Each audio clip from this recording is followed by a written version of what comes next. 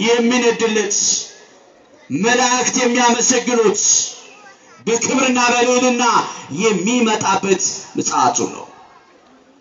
በዚህም ጊዜ ጌታችን መድኃኒታችን ወደዚህ በዳግም ምጽአቱ ሲመጣ የሚሆነውን ነገር ደቀ መዛሙርቱ በደብረ ዘይት ጠይቀውታል እንዲህ ብለው።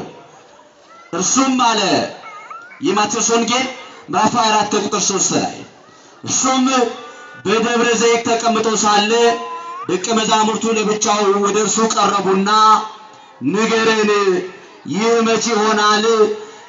የመምጣትህና የዓለም መጨረሻ ምልክቱ ምንድነው ብለው ጠየቁት። የትምህርታችን ርዕስ ነው እንዳትረሱብኝ። የዓለም መጨረሻ ምልክቱ ምንድነው የሚለው። ይሄን ጥያቄ የጠየቁት ከዋለበት የሚውሉት ካደረበት የሚያድሩት የቃሉን ትምህርት የሰሙት የእጆቹን በረከት የተካፈሉት እነዛ ደቀ መዛሙርት ናቸው። ምን ብለው ጠየቁት? ንገረን፣ ይህ መቼ ይሆናል? የመምጣትህና የዓለም መጨረሻው ምልክቱ ምንድነው ብለው ጠየቁት። በዚህ ጊዜ ጌታችን መድኃኒታችን ኢየሱስ ክርስቶስ በደብረ ዘይት ተቀምጦ ሶስት መሰረታዊ ነገሮችን ለደቀ መዛሙርቱ አስተማረ።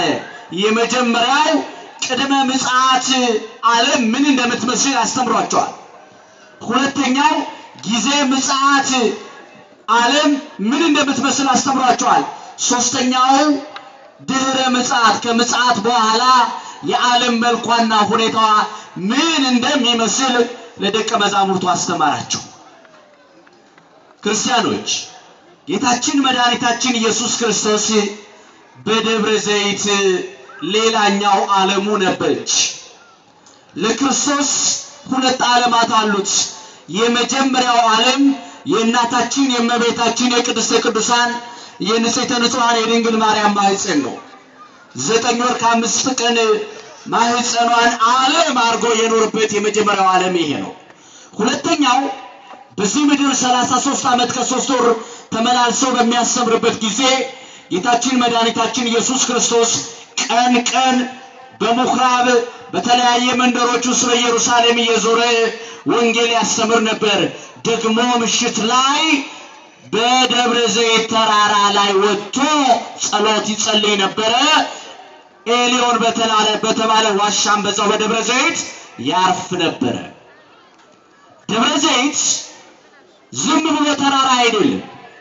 ለጌታችን ለመድኃኒታችን ለኢየሱስ ክርስቶስ ሌላኛው ዓለም ነው።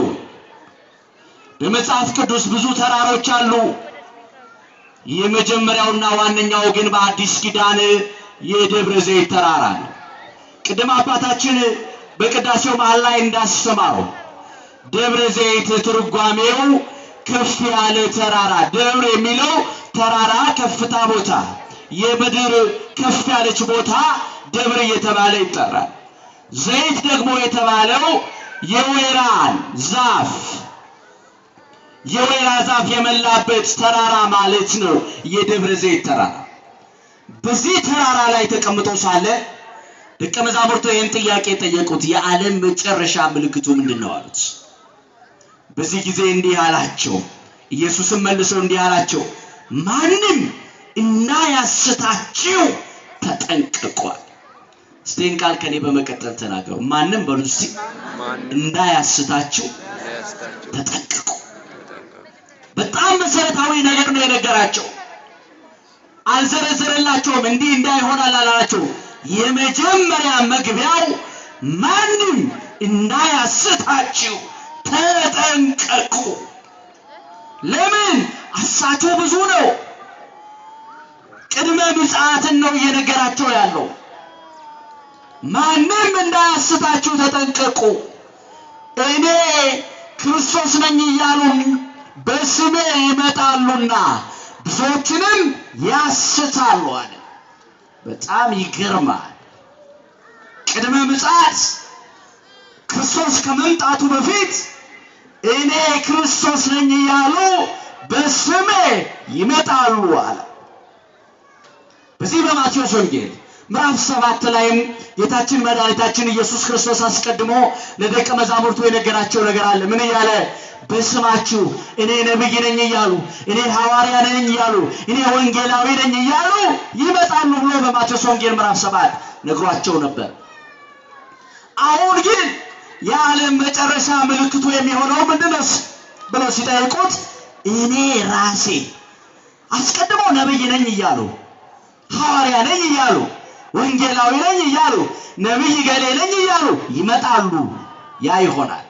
ቀጥሎ ግን እንዲህ አላቸው፣ እኔ ራሴ ክርስቶስ ነኝ እያሉ በስሜ ይመጣሉ አለ። የሚገርም ጊዜ ነው። በዘመናችንም የምታውቁት ሐቅ ነው። በየመንደሩ እንደ አሸን የፈላው ነገር ምንድነው ብትሉ ነብይ። በየመንደሩ እንደ አሸን የፈላው ነገር ምንድነው ብትሉ ወንጌላዊ፣ ሐዋርያ። አሁን ደግሞ ብቅ ማለት ጀምረዋል። ባለፉት ጊዜያትን በየሶሻል ሚዲያው ላይ አይታችሁ ይሆናል። እኔ ክርስቶስ ነኝ የሚሉ ደፋሮች በዘመናችን መጥተዋል። የዓለም መጨረሻ ምልክቱ እንዲህ ነው አላቸው፣ እኔ ክርስቶስ ነኝ እያሉ በስሜ ይመጣሉ፣ ደግሞ ብዙዎችንም ያስታሉ አለ። ቀጠለና እንዲህ አለ፣ የጦርንም ወሬ ትሰሙ ዘንድ አላችሁ፣ ይሄ ሊሆን ግድ ነው አላቸው።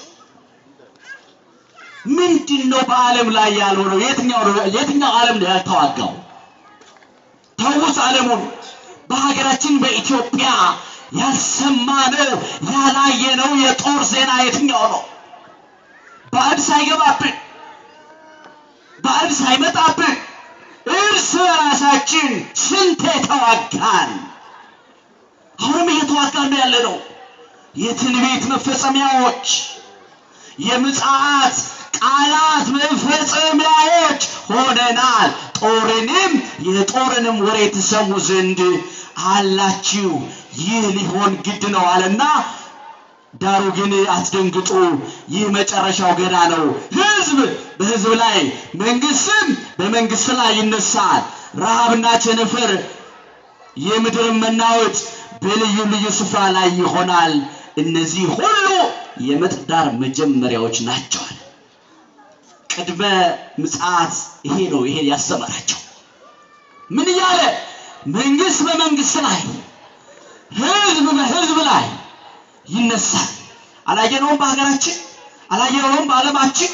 እንዴት ብዬ ልንገራችሁ? የምታውቁት ሐቅ ነው። አንዱ በአንዱ ላይ ይነሳል። አንዱ ሕዝብ በአንዱ ላይ፣ አንዱ ሕዝብ በሌላኛው ሕዝብ ላይ የተነሳ ባዕድ ሳይገባ እርስ በራሳችን ደም አልተፋሰስንም፣ ደም አልተቃባንም። ወንድምና እህት ሆነን ሳለን ሩቅ አይደለም ትናንት፣ ሩቅ አይደለም ዛሬ። ሕዝብ በሕዝብ ደግሞ ታውቃላችሁ፣ መንግስት ተነስቷል፣ ረሃብ ሆኗል፣ ቸነፈር ሆኗል፣ የምድር መናወጥ ሆኗል። ግን ይሄ የምጥ ዳር መጀመሪያ ነው። ታውቃላችሁ፣ ሴት ልጅ ገና ምጥ ሲጀምራት ዳርዳሩን የሚሰማት ህመም አለ። ምጡ እኮ ገና ነው፣ አልመጣም። ሳይመጣ ግን መጀመሪያ የሚሰማት ስሜት አለ። ጌታችን ቅድመ ምጽአት ይህንን አስተማራቸው። ዝቅ ብላችሁ በዚያን ጊዜ አለ፣ በምጽአት ጊዜ ምጽአት፣ በዚያን ጊዜ ለመከራ አሳልፈው ይሰጧቸዋል፣ ይገድሉማቸዋል። ስለ ስሜ በሕዝብ የተጠላችሁ ትሆናላችሁ። በዚያን ጊዜ ብዙዎች ይሰናከላሉ፣ እርስ በርሳቸው አሳልፈው ይሰጣጣሉ፣ እርስ በራሳቸውም ይጣላሉ። ብዙ ሐሰተኞች ነቢያት ይነሳሉ፣ ብዙዎችን ያስታሉ። ከአመፃ ብዛት የተነሳ የብዙዎች ፍቅር ትቀዘቅዛለች አለና እስከ መጨረሻ የሚጸና እርሱ ይድናል አለ። ይሄ ደግሞ ጊዜ ምጽአት ነው። በምጽአት ጊዜ የሚሆነው ነው። በዚያን ጊዜ አለ ለመከራ አሳልፈው ይሰጧቸዋል፣ ይገድሉማቸዋል። ስለ ስሜ በሕዝብ ሁሉ የተጠላችሁ ትሆናላችሁ። እርስ በራሳቸው አሳልፈው ይሰጣጣሉ፣ እርስ በራሳቸው ይጣላሉ። ብዙ ሐሰተኞች ነቢያት ይነሳሉ። ከዚህ የተነሳ የብዙዎች ፍቅር ትቀዘቅዛለች። አሁን ክርስቲያኖች ወንጌሉን ሰምተነዋል፣ ቤታችንም ገብተን እናነባዋለን። ጌታችን መድኃኒታችን ኢየሱስ ክርስቶስ ከተናገረው ውስጥ ያልሆነው ያልተፈጸመው የትኛው ነው? መንግስት በመንግስት ላይ ይነሳል የሚለው ነው ሆኗል። ረሃብ ቸነፈር የምድር መናወጥ ይሆናል የሚለው ሆኗል። ያልሆነ ያልተፈጸመ አንዳች ነገር የለም። ቅዱስ ጳውሎስም በዚህ በሁለተኛ ጢሞቴዎስ ምዕራፍ 3 ላይ የዚህኑ ነገር እንዲህ ብሎ ያመጣዋል።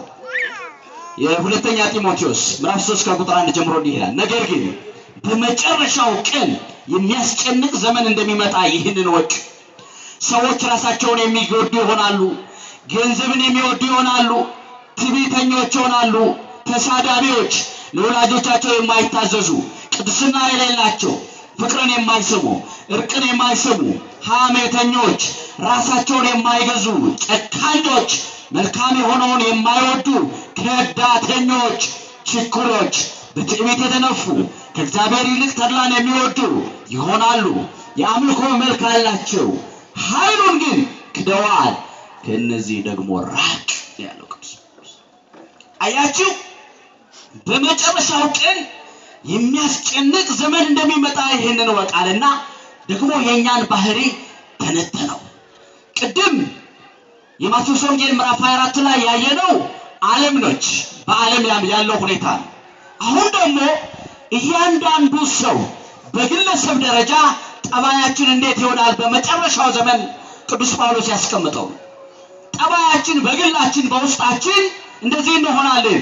ገንዘብን የምንወድ፣ ትዕቢተኞች፣ ተሳዳቢዎች፣ ለወላጆቻችን የማንታዘዝ፣ የማናመሰግን፣ እርቅን የማንሰማ፣ ሐሜተኞች፣ ራሳችንን የማንገዛ፣ ከዳተኞች፣ ትዕቢተኞች፣ ከእግዚአብሔር ይልቅ ተድላን የምንወድ፣ የአምልኮ መልክ ያለን፣ ኃይሉን ግን የካድን እንሆናለን።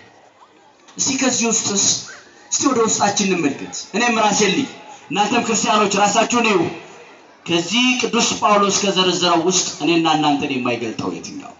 ገንዘብን የማንወድ፣ ትዕቢት፣ ችኩል፣ ከዳተኛ፣ እርቅን የማንሰማ፣ ከእግዚአብሔር ይልቅ ተድላን የምንወድ የትኛው ነው? የኛ ጠባይ መገለጫ ያለው ነው። ሁሉ ሆኗል የኛ መገለጫ። አሁን አንድ ነገር ነው የቀረው። የማቴዎስ ወንጌል ምዕራፍ 24ም ተፈጽሟል። ቅዱስ ጳውሎስ የገለጠንንም የህይወታችን መገለጫ ሁሉ ሆነናል፣ አይተነዋል። አንድ ነገር ቀርቷል። የቀረው የአምላካችን የመድኃኒታችን ኢየሱስ ክርስቶስ ግልጥ ሆኖ መምጣት፣ ግልጥ ሆኖ መምጣት፣ እሳት መንደድ፣ ኃያልነቱን ክብሩን ማሳየት፣ ያ ብቻ ቀርቷል። ያ መች እንደሚሆን ማንም አያውቅም። ሊቃውንቱ ወሩ ሚያዝያ ነው፣ ዕለቱ ሰንበት ነው፣ ሰዓቱ እኩለ ሌሊት ነው ይሉታል። የትኛው ነው አናውቅም። ከኛ የሚጠበቀው ምንድነው? እቺን ተናገር ትምህርቴን ጨርሳለሁ እባካችሁ። ከኛ የሚጠበቀው ክርስቶስ እንደሚመጣ አውቀን ተዘጋጅተን መኖር። አሁን ህይወታችን ምን ይመስላል? እውነት ክርስቶስ አሁን ዛሬ ሰንበት ነው ቢመጣ፣ እኩለ ሌሊት ላይ ቢመጣ እውነት መጣልኝ ነው ምንድነው? መጣብኝ። ምን ይመስላል ህይወታችን? ዝግጁዎች ነን? ይፈርድልን ይሆን ወይ ወይንስ ይፈርድብን ይሆን ወይ? ይፈረድልን መልካም ጥሩ የተዘጋጀንን ማለት ነው። ንስሐ የገባን ቅዱስ ሥጋውን ክቡር ደሙን የተቀበልን ታትመን ተዘጋጅተን ያለንን ማለት ነው። ጥሩ ነው። ብዙዎቻችን ግን እንደዛ አይመስለኝም። ወጣቶች ህይወታችን እንደዛ አይደለም። ክርስቶስ ሲመጣ የተዘጋጀ የጸና መሰረት ያለው ህይወት የለንም። እባካችሁ እንዘጋጅ። ትንቢቱ ተፈጽሟል። ወንጌል ላይ የተነገረን ሁሉ ሆኗል። የቀረ ምንም የለም። የቀረው የእርሱ መምጣት ብቻ ነው። ሲመጣ ይፈርድልን ይሆን? ይፈረድብን ይሆን? እንግዲህ እኛና እግዚአብሔር እናውቀዋለን። ይበቃናል። ያስተማረን፣ የመከረን፣ የገሰጸን የቅዱሳን አባቶቻችን አምላክ እግዚአብሔር ስሙ የተመሰገነ ይሁን። በተማርነው ትምህርት 30 60 100 ያማሩ ፍሬዎች እንድናፈራ አምላካችን እግዚአብሔር በቸርነቱ ይርዳል። አምላካችን እግዚአብሔር ጾሙን ሱባኤውን አስፈጽሞ ለብርሃነ ትንሣኤው በሰላም ያድርሰን። የሁላችንን ፍጻሜ እግዚአብሔር ያሳምር። እንደ መምህራችን እልል ብላችሁ አመስግኑልን እግዚአብሔርን።